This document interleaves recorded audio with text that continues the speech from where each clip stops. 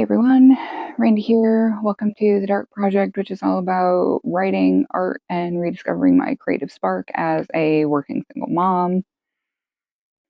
This video is going to be a bookish but not writing related video. I'm going to be talking about a few books that I picked up because I don't buy books very often anymore, and a few books I have finished. So, first thing, this was my reading only at the pool book.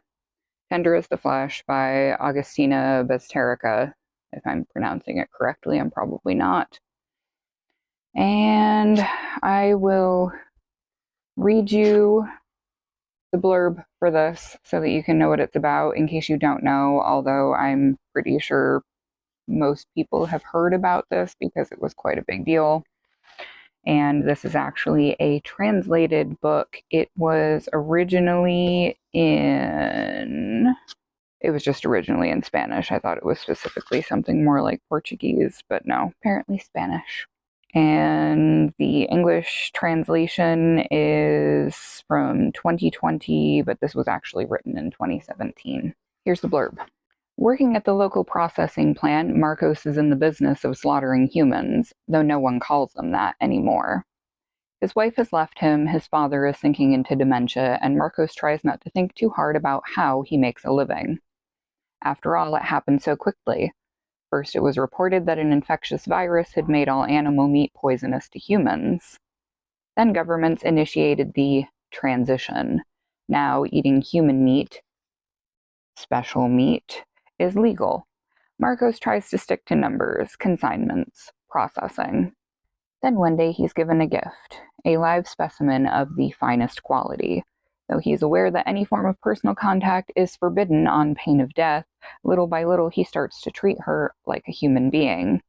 And soon he becomes tortured by what has been lost and what might still be saved.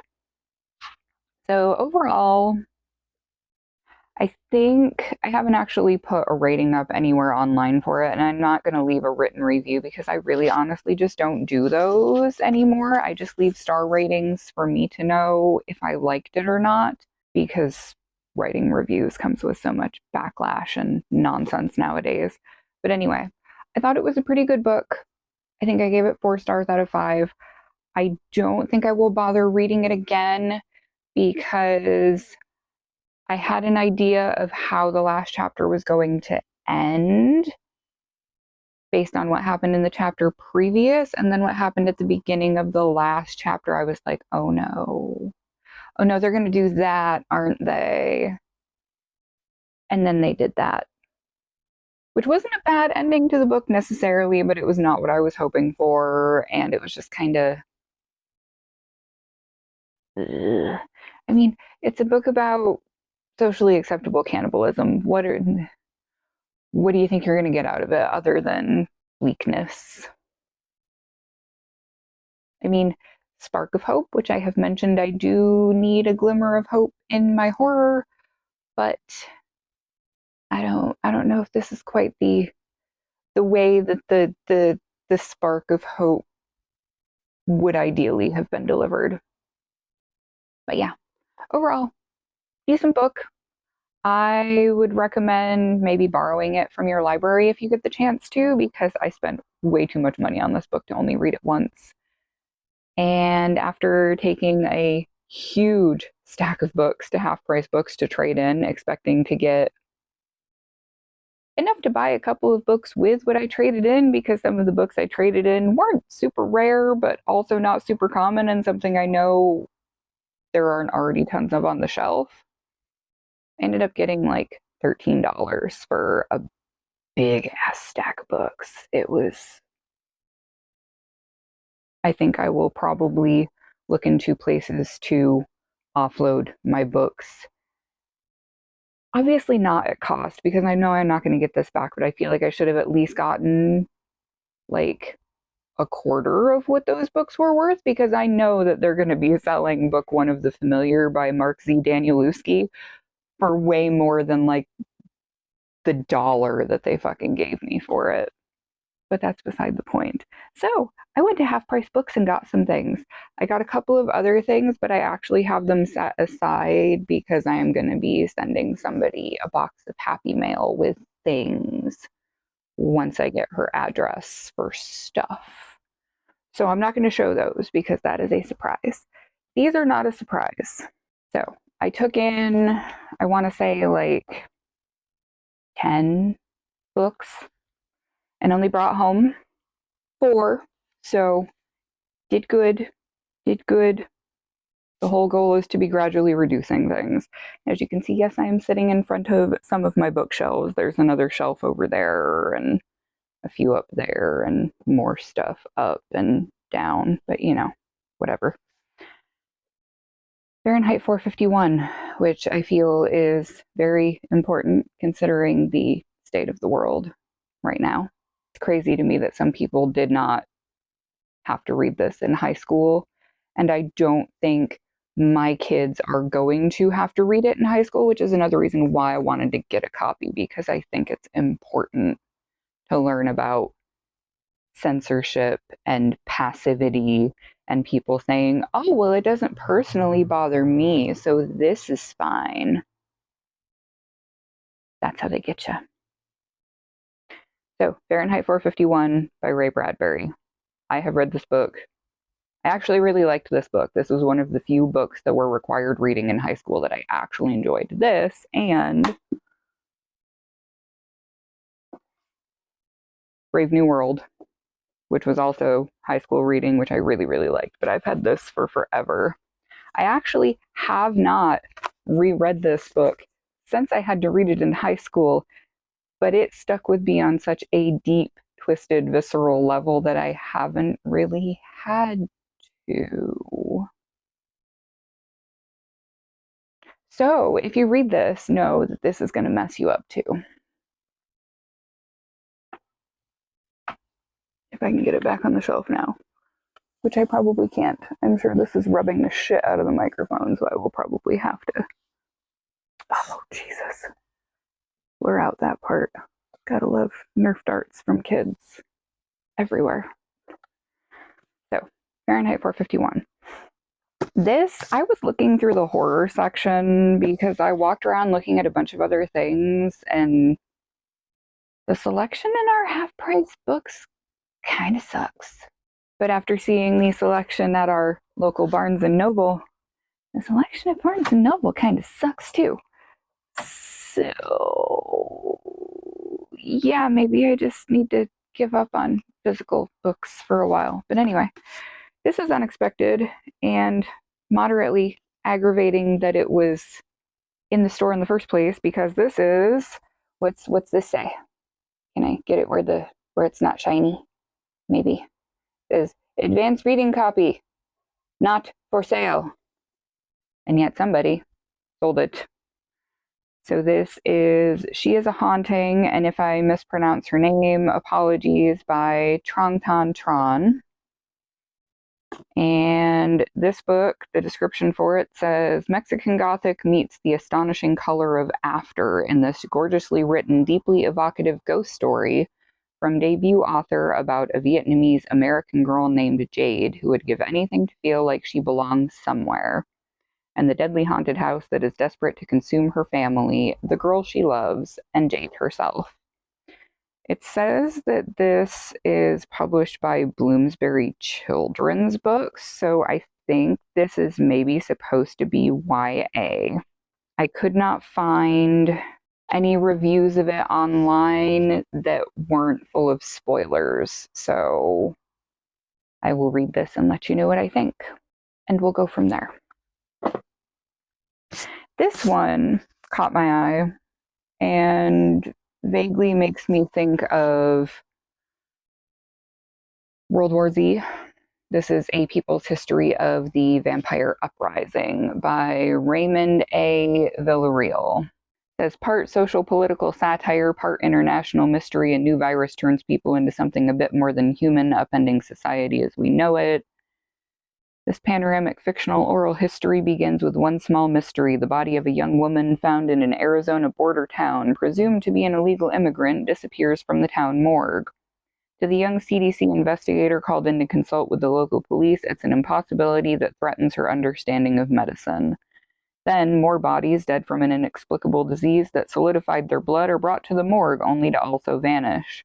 Soon, the US government and eventually biomedical researchers, disgruntled lawmakers, and even an insurgent faction of the Catholic Church must come to terms with what they're too late to stop, an epidemic of vampirism that will sweep first the United States and then the world. With heightened strength and beauty and a steady diet of fresh blood, these changed people, or gloamings, rapidly rise to prominence in all aspects of modern society. Soon people are beginning to be recreated, willingly accepting the risk of death if their bodies can't handle the transformation. As new communities of gloamings arise, society is divided and popular gloaming sites come under threat from a secret terrorist organization. But when a charismatic and wealthy businessman, recently turned, runs for political office, all hell breaks loose. Told from the perspective of key players, including a cynical FBI agent, an audacious campaign manager, and a war veteran turned nurse turned secret operative, A People's History of the Vampire Uprising is an exhilarating, genre-bending debut that is as addictive as the power it describes. You know your girl loves some vampire books, so this seemed like something interesting and different. And I am going to throw everything. Stay. And now for something that is not terribly different. Everything's Eventual by Stephen King. I had this in paperback once upon a time, many, many moons ago. And the only story from this that I remember off the top of my head is The Road Virus Heads North. I think there's 14 stories in here. And The Road Virus Heads North stuck with me for years. I think my cousin Brandon actually got this book when we were in high school.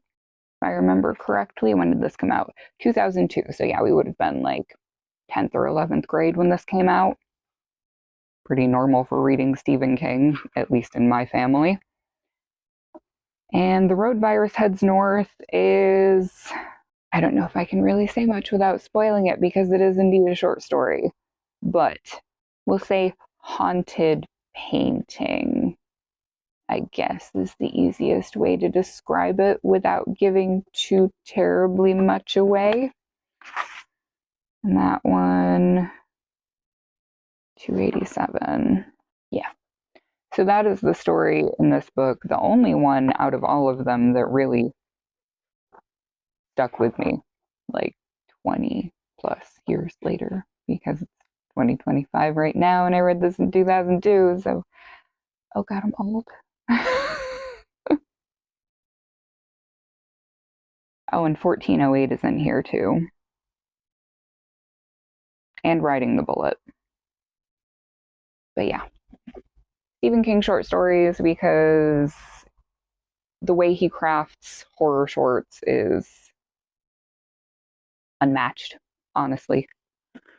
And I've been writing horror shorts of my own and would like to make a collection, so why would you not study the greats in order to write better? There's that. And speaking of things that I read aside from this, I just finished my reread of the Imago sequence by Laird Barron.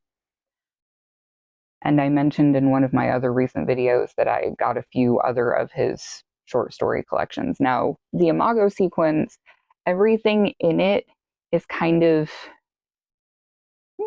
maybe not every story. Although if I really wanted to delve deeper into them, I'm sure I could probably find more connections.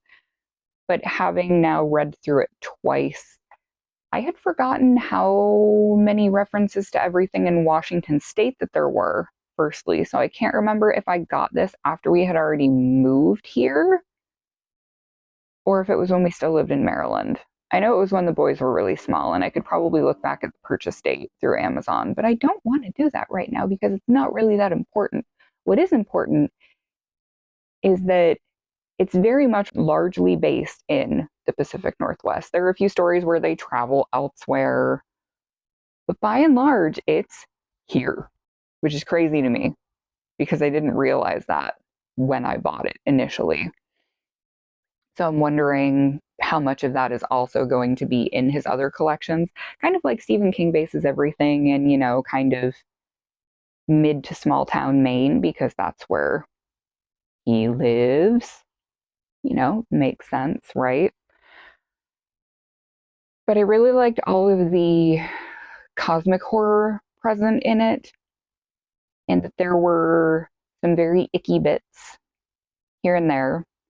I will say that it is definitely a man's book, in that if you are looking for like some wonderfully inclusive girl power type of book, you're definitely not going to find that in the works of Laird Barron.